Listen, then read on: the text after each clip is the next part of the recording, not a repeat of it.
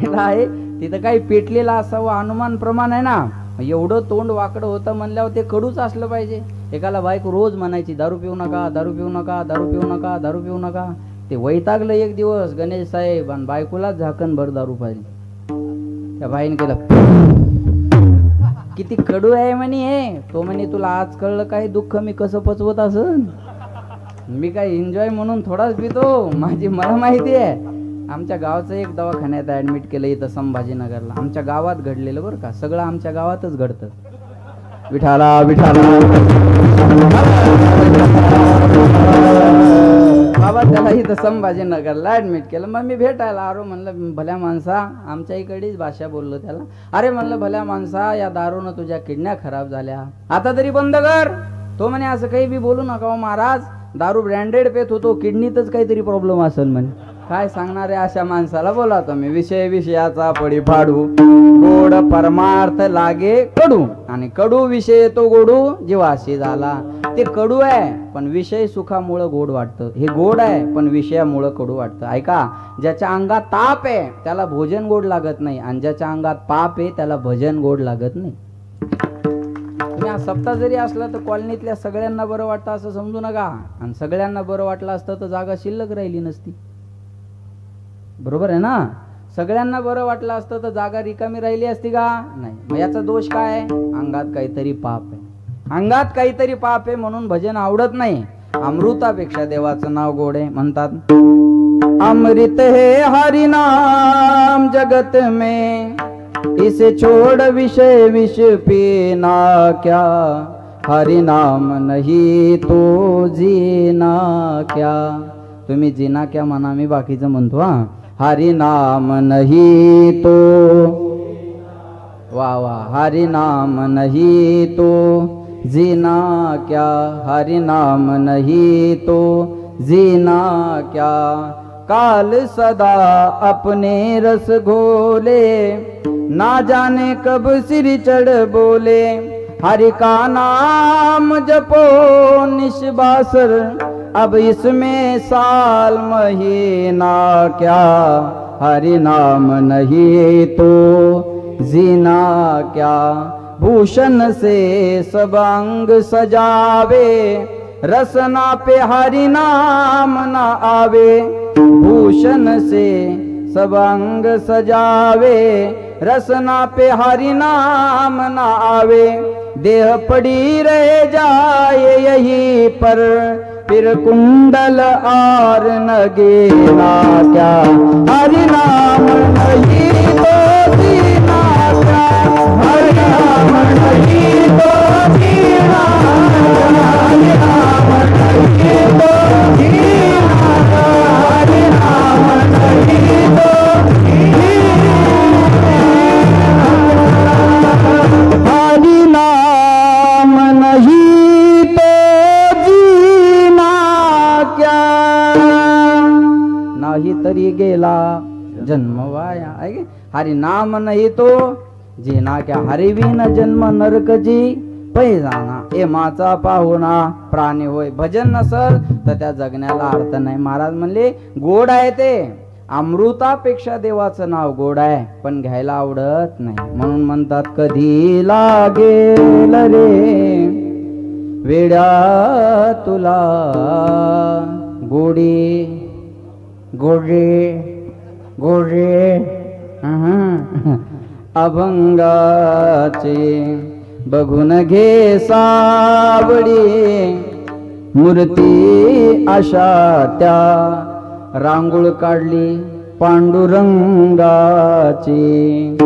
मनोभावे भजन तू कर प्रभूचा, लग चरणाला प्रभूजा, लग चरणाला. करून घे भक्तीने शुद्धी तुझ्या त्या अंतरंगा.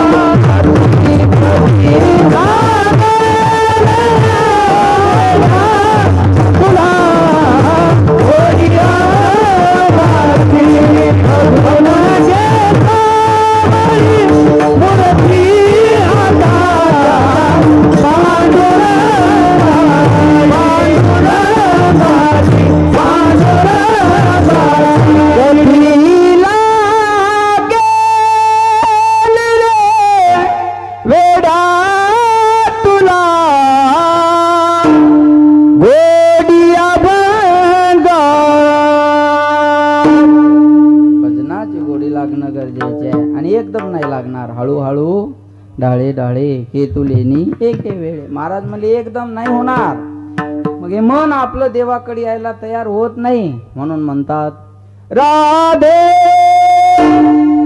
राधे राधे बोल मना तन का क्या पता. राधे राधे राधे बोल मना तन का क्या पता. गोविंद गोविंद मना लागलिया छंद. मग गोविंद ते काया भेद नाही देवा रया किंवा तया. महाराज म्हणले या मनाला देवाकडे आणलं पाहिजे. पण महाराज हे मन देवाकडे येत नाही. मग काय येत नाही? अनादिकालापासून विषयाचे संस्कार मनावर आहेत म्हणून मन देवाकडे येत नाही. दुसरं बंधन आवडत नाही म्हणून मन देवाकडे येत नाही. आणि तिसरं स्वातंत्र्य शिल्लक राहत नाही म्हणून मन देवाकडे येत नाही. विठाला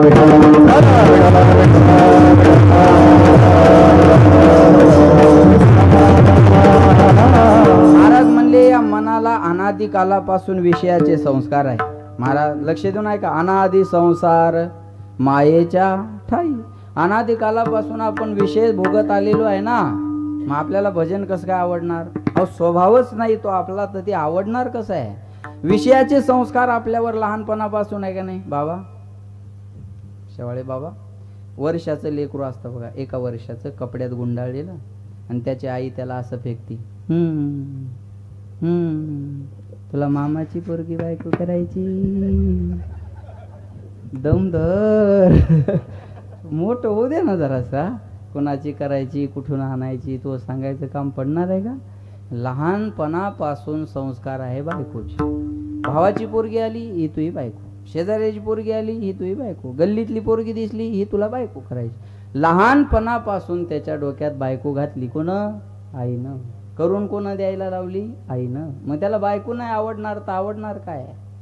लहानपणापासून जर तेच संस्कार आहे लेकरावर तर त्याला विषय नाही आवडणार तर आवडणार काय? एका आईनं आपल्या पोरावर संस्कार टाकले, हा देह नाशिवंत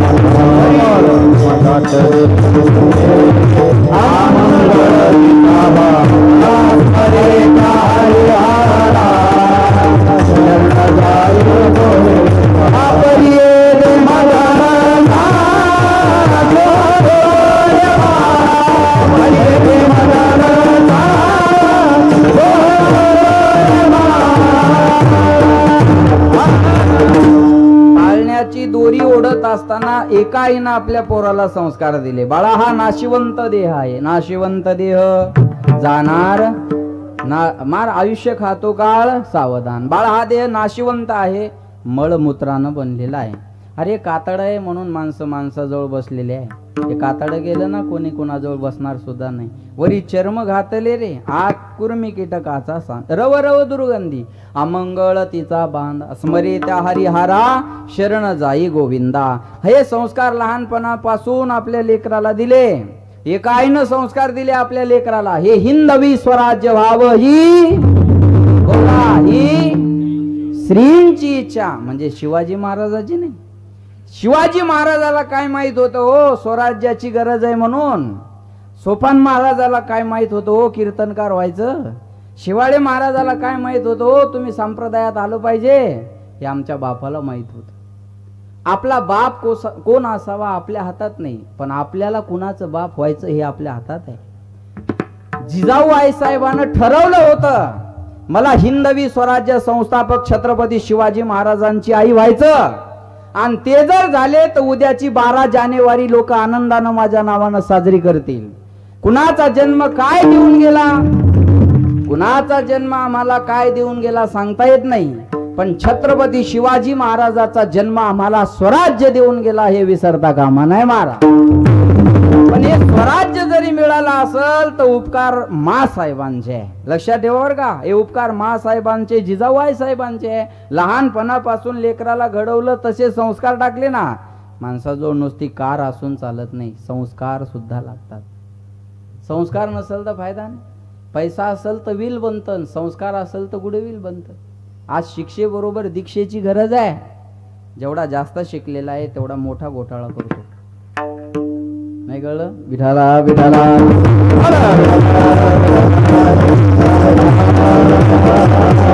लहानपणापासून लेकरावर हे संस्कार दिले ना, मग आपल्या लेकरांवर आपण लहानपणापासून संस्कार हे संसाराचेच टाकलेले आहे. मग संसार आवडणार नाही आपल्याला तर काय आवडणार आहे? चला बोला.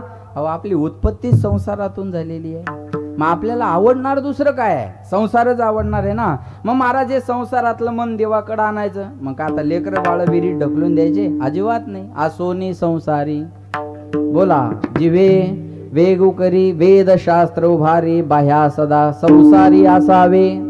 आसोनी नसावे भजन करावे वेळोवेळा, सत्यवादी करी संसार सकळ. आलिप्त कमळ जळी जैसे पक्षी अंगणी उतरती, ते का गुंतोनिया राहती. तैसे असावे संसारी जोवरी प्राचीनाची दोरी. जसं पक्षी येतात आपल्या अंगणातली दाणे टिपून उडून जातात, तिथं मुक्कामाला थांबतात का? बोला. गुंतून राहतात का? बोला ना. गुंतून राहतात का? नाही. पक्ष्यांनी आणि पक्ष्यांनी गुंतून राहूच नाही. नाही कळलं? विकासाच्या मुद्द्यावर कोणी बी कोणीकडे गेलं पाहिजे महाराज. हा, आणि हे गुंतून राहतच नाहीत ना, बरोबर आहे का नाही? महाराज म्हणले ते का गुंतोनिया राहती, तैसे असावे संसारी. संसारिक माणसानं असं राहिलं पाहिजे. ना जग छोडो ना हरी बोलो. एका साधूच्या मुखातलं वाक्य आहे. ना जग छोडो ना हरी भूलो, करम कर जिंदगानी में, रहो दुनिया में तुम सदा, जैसा कमल रहता पानी में. पाण्यात जसं कमळ राहतं, आलिप्त कमळ जळी जैसे. संसारात माणसानं असं राहिलं पाहिजे. जाऊ द्या, सोपं करून सांगू का माया हो? संसारात कसं राहावं माहिती आहे का? दह्यात पडलेल्या केशासारखं राहावं काकू.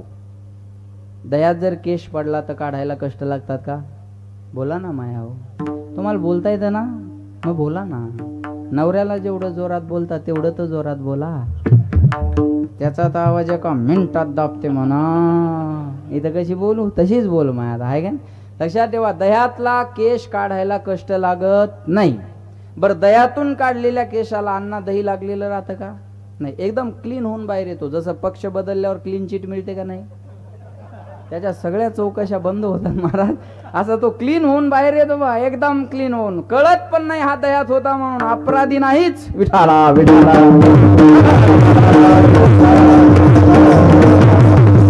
दह्यात लक्ष देऊन ऐका. दह्यात पडलेल्या केशासारखं राहावं. धरलं की असं अलगद बाहेर यावं. दही बी लागलेलं नसावं.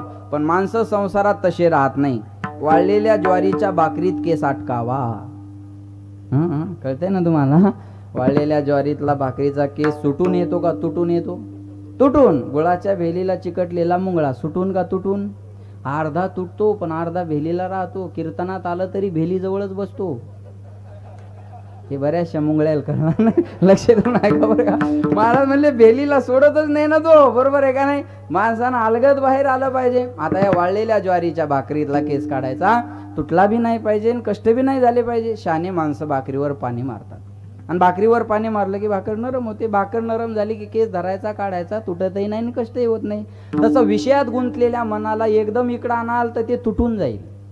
एकदम नाही जमणार, एकदम जमणार नाही. मग जसं भाकरीवर पाणी मारलं तसं या मनावर भक्तीचं पाणी मारा. या मनाला एकदा भक्तीचा ओलावा मिळाला की हे मन बाळापूर वरून बी कीर्तनाला येतं. या मनाला भक्तीचा ओलावा मिळाला की पिसादेवी वरून पण कीर्तनाला येतं. या मनाला भक्तीचा ओलावा मिळाला की करमाड वरून बी कीर्तनाला येतं. हळूहळू डाळे डाळे. लक्षात ठेवा. मग या मनाला आपण देवाकडे आणायचं. हे पहिलं. विषयाच्या संस्कारामुळे येत नाही, हे पहिलं कारण. मग देवाला विनंती करावं लागेल. देवा माझे, बोला, देवा माझे मन लागो तुझे चरणे, संसार व्यसने पडोने दे. ही विनंती पण त्यालाच करावं लागेल ना. ही आपल्याच्यानं होणार नाही. महाराज म्हणले जगाशी बोलायचं असेल तर फोन लागतो, देवाशी बोलायचं असेल तर मन लागतं.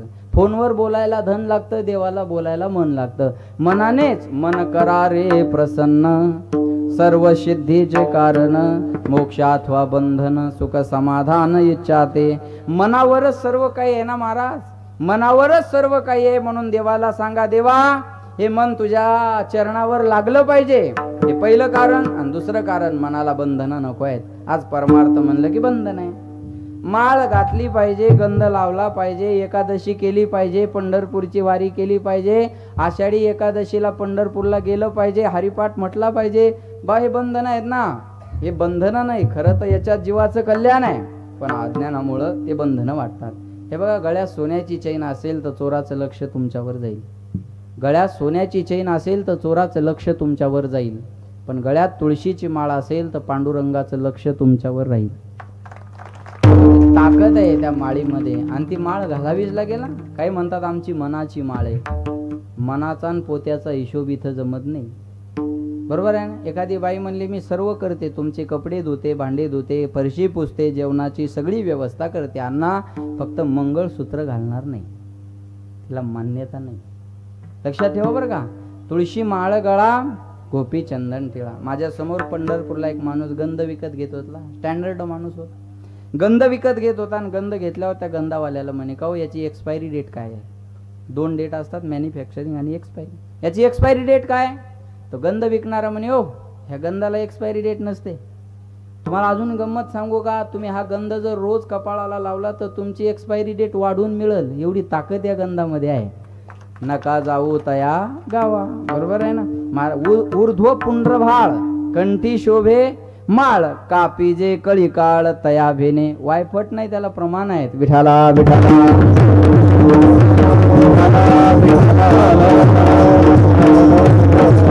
मनाला अज्ञानामुळे हे बंधन वाटत असतात ना, मग मनाला बंधन आवडत नाही. आज कुणालाच बंधन नको आहेत.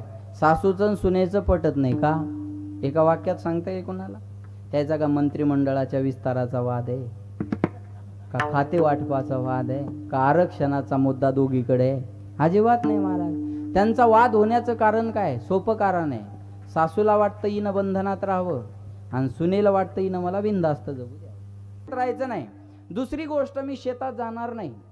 बरोबर का. पोराकडे शेती पाहिजे पण पोरगी शेतात नाही गेली पाहिजे. बरोबर आहे ना. पोराकडे शेती पाहिजे पण पोरगी शेतात नाही गेली पाहिजे. मग शेती कशाला पाहिजे? प्रश्न आहे, शेती कशाला पाहिजे? असं आहे का नाही महाराज? आज पोरींच्या अपेक्षा अशा झाल्या, शाळा सरकारी नको, गाडी सरकारी नको, दवाखाना सरकारी नको, नवरा तेवढा सरकारी नोकरीवाला पाहिजे. वाघ शेंबडी असं कसं मिळायला सांग बरं. दुसरी अट असते, मी शेतात जाणार नाही. माझी तिसरी अट, तुझ्या आई वडिलाला आपल्यात राहता येणार नाही. माझी चौथी अट, अंडरलाईन दिस सेंटेन्स, माझ्या मोबाईलला हात लावाय जमणार नाही. माझा पासवर्ड मी तुला सांगणार नाही, तुझा नाही सांगितला नो ऑब्जेक्शन. माझे एक मित्र आहेत, जज आहेत आमच्या शेनगावला, तुम्ही पण वकील आहेत. आज 60% डिवोर्सच्या केसेस व्हॉट्सअप आणि फेसबुकमुळे आहेत. ही रियालिटी आहे. आज 60 हे पोलीस आहेत, यांना बी संपर्क येत असेल. 60% एका मेसेजमुळे संसार तुटलेले दिसतील तुम्हाला. लक्षात ठेवा बरं का. आज महाराज ते काही काहीच्या मोबाईलला एवढा लॉक असतो, असं वाटतं भारताची सगळी ईडीची माहिती याच्याच मोबाईलमध्ये आहे. सगळी ईडीची माहिती. एक टिंब रिकामं राहत नाही होते. एक टिंब एकाच्या पोटात दुखत होतं, ते बायकोला म्हणे पोटात दुखायला लागलं का? बायको म्हणे मग ते टेबलवर मोबाईल आहे, डॉक्टरला फोन लाव बरं. तिने मोबाईल घेतला, म्हणे याचं लॉक सांगा. बरं वाटायलंय म्हणे, आता राहू दे. कळलं त्यांना, धन्यवाद. बाकी जाईन परसाद घेतल्याशिवाय जाऊ नका होता. विठाला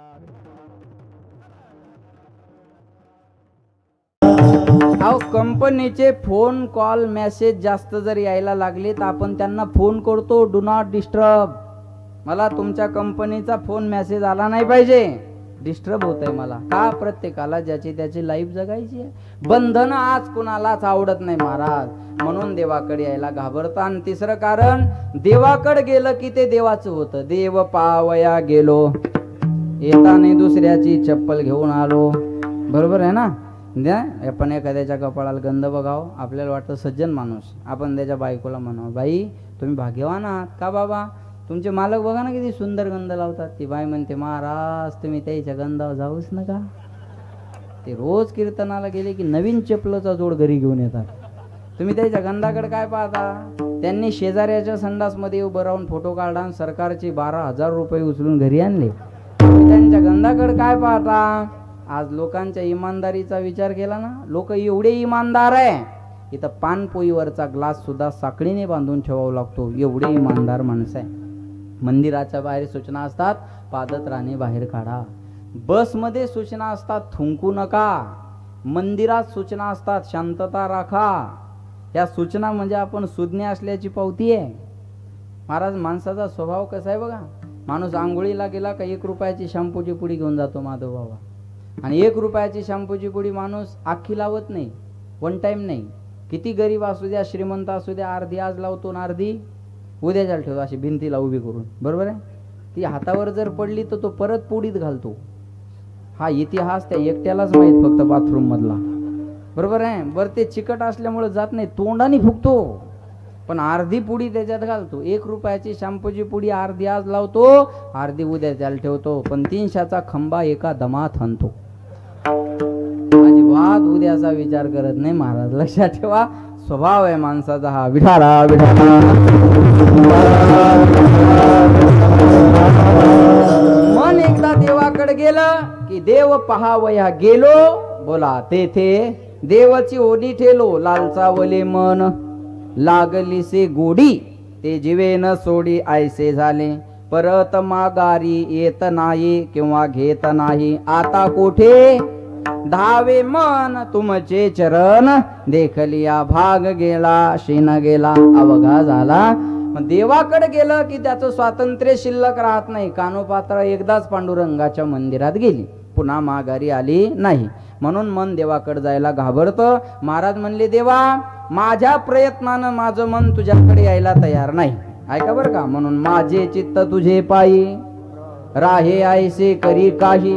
धरोनिया बाही भवहा तारी दातारा. प्रपंच ओसरो चित्त तुझे पायी मुरू. ऐसे करीगा पांडुरंगा, शुद्ध रंग वावे रंगा. म्हणून माझ्या प्रयत्नानं माझं मन तुझ्याकडे यायला तयार नाही देवा. पण तुझी कथा करत असताना, गात असताना मी विनंती करतोय तुला, माझं मन तुझ्या स्वरूपाच्या ठिकाणी कसं राहिलं पाहिजे. तैसे राहो माझे मन, तैसे राहो माझे मन.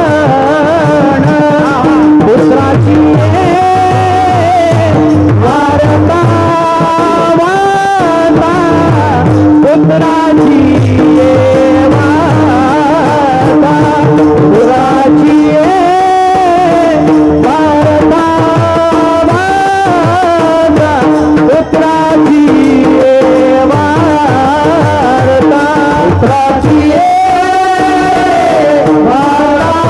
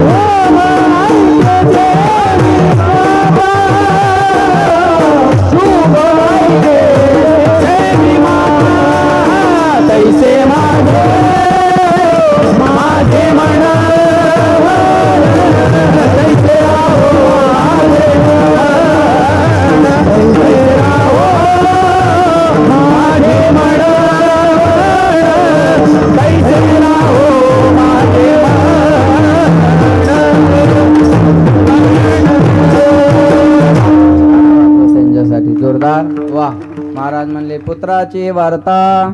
तुम्ही दुसरं म्हणलं असतं तर आपण तिथूनही सुरू केलं असतं, काही प्रॉब्लेम नाही बरं का. शुभ ऐके जेवे माता. पुत्राची शुभ वार्ता ऐकत असताना आईचं मन जेवढं प्रसन्न झालेलं असतं, भजन करताना माझं मन तेवढं प्रसन्न व्हावं. या जगाच्या पाठीवर सगळ्यात मोठं प्रेमाचं पात्र जर कोणतं असेल तर त्याचं नाव आई आहे. हा, ज्याच्या जीवनातली आई गेली त्याच्या जीवनातला मायेचा सागर आटला म्हणून समजा. मुलीचं माहेर कुठपर्यंत चांगलं आहे काकू? जोपर्यंत आई जिवंत आहे तोपर्यंत माहेर चांगलं आहे. आता आई गेली की माहेरचे दरवाजे मुलीसाठी बंद आहे. माहेरच आई आहे म्हणून म्हणतात, नाही तर घर तर इकडं पण आहे ना. घर इकडंही आहे आणि इकडे, याला सासर आणि याला माहेर का? इथं सासू म्हणून सासर आणि तिकडं माय म्हणून माहेर. माय गेली की माहेरचे दरवाजे मुलीसाठी बंद झालेले असतात. या जगाच्या पाठीवर सर्वात मोठं प्रेमाचं पात्र आई आहे. एखाद्यानं म्हणलं ना प्रेम म्हणजे काय, तर आईकडे बोट करा. प्रेम म्हणजे आई, बस, याच्या पुढे व्याख्याच नाही. प्रेम म्हणजे आई, याच्या पुढे व्याख्या नाही. मी सांगेल तुम्हाला, या जगाच्या पाठीवर चुकीला कोणत्याच अदालतमध्ये माफी नाही आहे. पण एक अदालत अशी आहे, तिथं माणसाचे सर्व गुन्हे माफ केले जातात, त्याला आईची अदालत म्हणतात. आईच्या अदालतमध्ये कोणत्याच गुन्ह्याला शिक्षा नाही. म्हणून भारताचे पंतप्रधान निवडून आल्यावर पहिलं दर्शन घ्यायला कुणाचं जायचे? बोला, आईचं दर्शन घ्यायचे. अरे 140 करोड जनतेचा मालक आहे, पण तरी सुद्धा पहिला आशीर्वाद आईचा घ्यायचा. महाराज म्हणले, ऐसी कळवळ्याची जाती करीला भावीन प्रीती. ऐका, पण अजून एक सांगेल मी तुम्हाला, भारताचे पंतप्रधान जरी असले तर गेलेल्या आईला आणता येत नाही. गेलेली सत्ता पुन्हा आणतील, पण गेलेल्या आईला नाही आणू शकत. ऐसी कौन सी चीज है जो दुनिया में नहीं मिलती? सब कुछ मिलता है इस दुनिया में, पर माँ नहीं मिलती. पैसों से खाना मिलता है, भूख नहीं मिलती. पैसों से किताब मिलता है, ज्ञान नहीं मिलता. पैसों से बिस्तर मिलता है, नींद नहीं मिलती.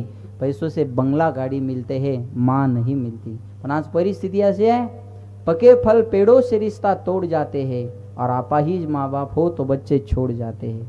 पिकलेलं फळ जसं झाडाला सोडतं ना, तसे म्हातारे मायबाप झाले की मुलांना सांभाळायचा कंटाळा येतो. लक्षात ठेवा, मी सांगेल तुम्हाला, करंगळी कापल्याच्या वेदना आपल्याला सहन होत नाही, पण सिजरची परिस्थिती असताना ईदभर पोट कापून मुलाला जन्माला घालणारी फक्त जगाच्या पाठीवर आई आहे, जी स्वतःचं उदर कापायला सुद्धा मागे हटत नाही. महाराज स्वतःच्या सौंदर्याचा सुद्धा विचार करत नाही बाळाला जन्म देताना. तिला माहिती आहे मी बाळाला जन्म दिलं की माझं सौंदर्य कमी होणार आहे, पण ती सौंदर्याचा सुद्धा विचार करत नाही आणि त्या लेकराला जन्माला घालते. मी सांगेल बघा तुम्हाला, लक्षात ठेवा, संत आणि आई याच्यात फारसा फरक नाही.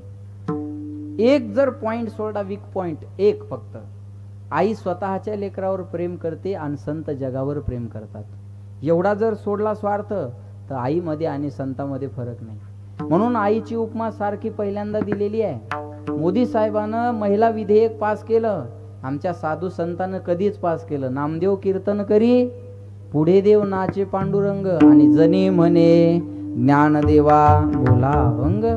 अरे ओम नमः पार्वती पते हर हर महादेव. सीता बोला सीता राम, राधे श्याम, लक्ष्मी नारायण. अगोदर सीता मग राम, अगोदर राधा मग श्याम, अगोदर लक्ष्मी मग नारायण, अगोदर पार्वती मग शंकर. धन्य माता बोला, आणि मग पिता. पिता असल्यामुळे जरा मागे ठेवला. धन्य माता मग पिता, बरोबर आहे का नाही? कुळी कन्या मग पुत्र. प्राधान्य पहिलं स्त्रीला आहे ना. लक्षात ठेवा महाराज, या महिलांना 8 दिवसातून 4 उपवास असतात, पण शेवाळे बाबा यांनी धरलेला उपवास स्वतःसाठी कधीच नसतो. मुलासाठी, मुलीसाठी, नाही तर नवऱ्यासाठी यांनी धरलेला उपवास. एक 2-3 उपवास जर सोडले महिलांचे, एक संक्रांत, ते करवा चौथ, आणि अजून एखादा माझ्या दृष्टीनं हे 2-3 उपवास जर सोडले, तर महिलाचा एकही उपवास स्वतःसाठी नाही. तिचा प्रत्येक उपवास आपल्या लेकरासाठी असतो. मला प्रत्येक, ती आज देवासोबत जर भांडत असेल ना, स्वतःला काही मिळावं म्हणून भांडतच नाही, आपल्या लेकराला काहीतरी मिळालं पाहिजे म्हणून देवासोबत तिचं भांडण असतं. मी सांगेल तुम्हाला, लक्षात ठेवा, या जगाच्या पाठीवर चालतं बोलतं दैवत जर कोण असेल तर त्याचं नाव आई आहे. चेहरा पाहिल्यावर प्रेम करणारे जगात खूप माणसं मिळतील, गुण पाहिल्यावर प्रेम करणारे जगात खूप माणसं मिळतील, पण चेहरा न पाहता, गुणावगुण न पाहता 9 महिने 9 दिवस जगात येण्याच्या अगोदर पोटातच जी आपल्यावर प्रेम करते तिला आई म्हणतात. न पाहता आपल्या जन्माच्या अगोदर जी प्रेम करणारी एक व्यक्ती आहे तिचं नाव आई आहे महाराज. लक्ष देऊन ऐका बरं का. म्हणून तुका म्हणे माय बापे अवघी देवाची रूपे सकळ तीर्थाची दुरे जे का माता पितरी. महाराज म्हणतात प्रतिमा में भगवान नहीं होते. प्रतिमा यानी कि फोटो. प्रतिमा में भगवान नहीं होते लेकिन प्रतिमा में भगवान जरूर होते. मातृदेवो भव, पितृदेवो भव, आचार्य देवो भव, अतिथि देवो. नसल कळत परमार्थाची भाषा. ये तो सच है कि भगवान है मगर फिर भी अनजान है. धरती पे रूप माँ बाप का उस विधाता की पहचान है. संन्यास घेतला ना संन्यास तर त्याने देवाची पूजा नाही केली तरी त्याला माफी आहे.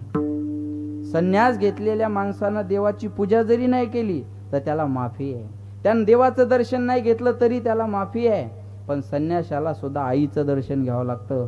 हा धर्माचार्य शिष्टाचार्य आपला. म्हणून म्हणतात ना सबसे बडी है माँ, सबसे बड़ी है माँ, माँ से बढ़कर कोई नहीं है. माँ देती है दुआ सबसे बड़ी है माँ, सबसे बड़ी है माँ. कौन भला दुनिया में माँ की जगह ले सकता कोई कह दे. क्या होती है माँ आखिर, माँ होती है माँ सबसे बड़ी है माँ, सबसे बड़ी है माँ. जगाच्या पाठीवर सर्वात मोठं प्रेमाचं पात्र आई आहे. महाराज जरी असलो ना, मी आता कधी बी रात्री 2ला 3ला 4ला घरी जातो आणि दरवाजा वाजवतो. पहिलं दरवाजा उघडल्यावर पाहिल्याबरोबर आई असते. ज्याचा अर्थ बायको आगाऊ आहे नाही. पण लेकराची हाक बायकोपेक्षा आईला लवकर जाते. विठाला विठाला